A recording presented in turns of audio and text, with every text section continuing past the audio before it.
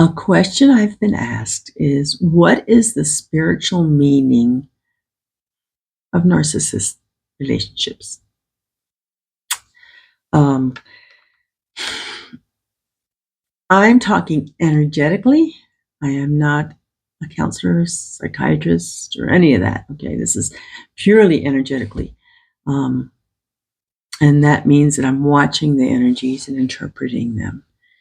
Now, I have been in 2 narcissist relationships. One was being my mother, and then a relationship outside of that. So let's start with what they're good at. Narcissists. They're excellent at finding your weaknesses and then exploiting them for their benefit.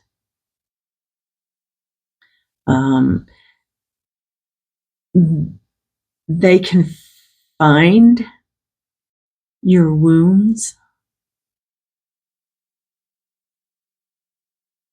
and kind of dig and twist them, okay, to their advantage, not yours.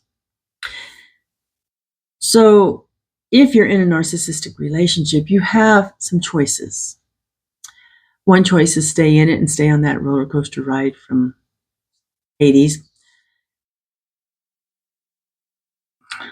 It's an energetic and emotional roller coaster ride. And have those wounds picked at again and again and again. Or you can recognize those wounds and work on them. When you work on them and heal them, they can no longer be used against you. Counseling, spiritual work, whatever you need to do in a positive manner to help you heal those wounds. Then you can learn from those experiences and not fall into that trap again, hopefully. I didn't get it right the first time. I turned around, walked right back into it. But I'm grateful for that. I didn't like what I went through. I don't think anybody who is on the receiving end of narcissistic behavior appreciates it. No. But coming out the other side of it, it made me a stronger person. It made me want to stand in my truth and not have that taken away from me.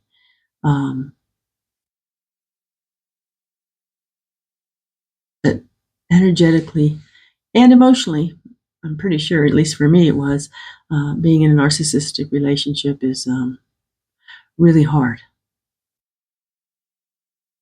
Really hard.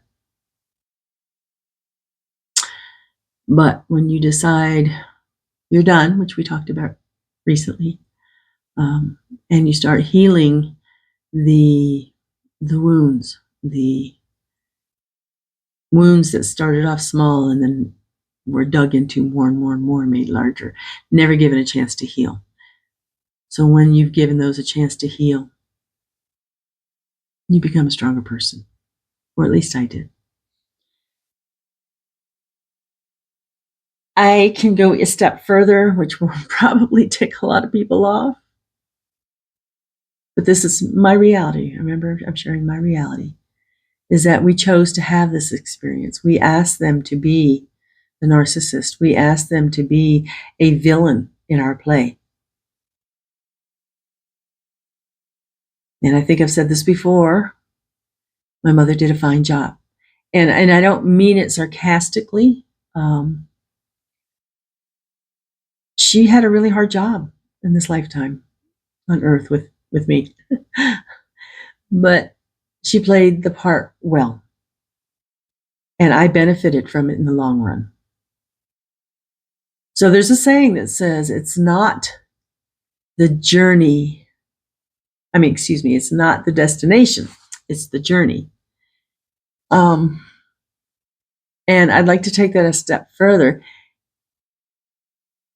It's not the destination, it's the journey and how you perceive it. Can you find a silver lining? Can you grow in strength and grace from your experiences? I can look back now and in my heart and in my head, I can tell my mother, thank you. Thank you for helping make me who I am today. I don't approve of abuse in any way, shape, or form, but I survived. And I believe it made me a stronger person. Seek help. Whatever way you need it, seek help. Counseling, shelter, then counseling.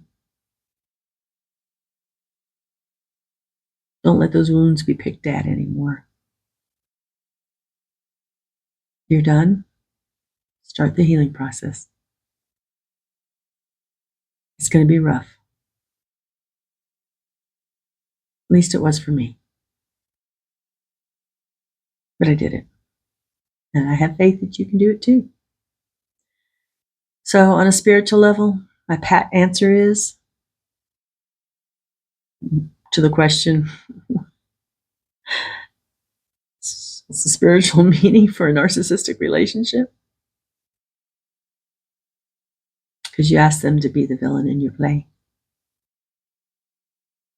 And it's up to you as to how you're going to ad lib your part.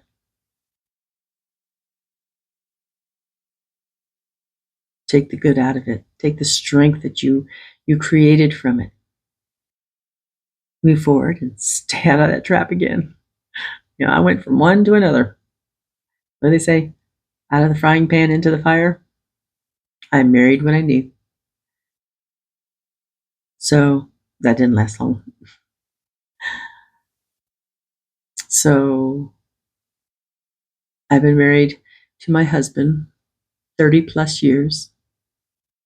Not the narcissist one, but somebody who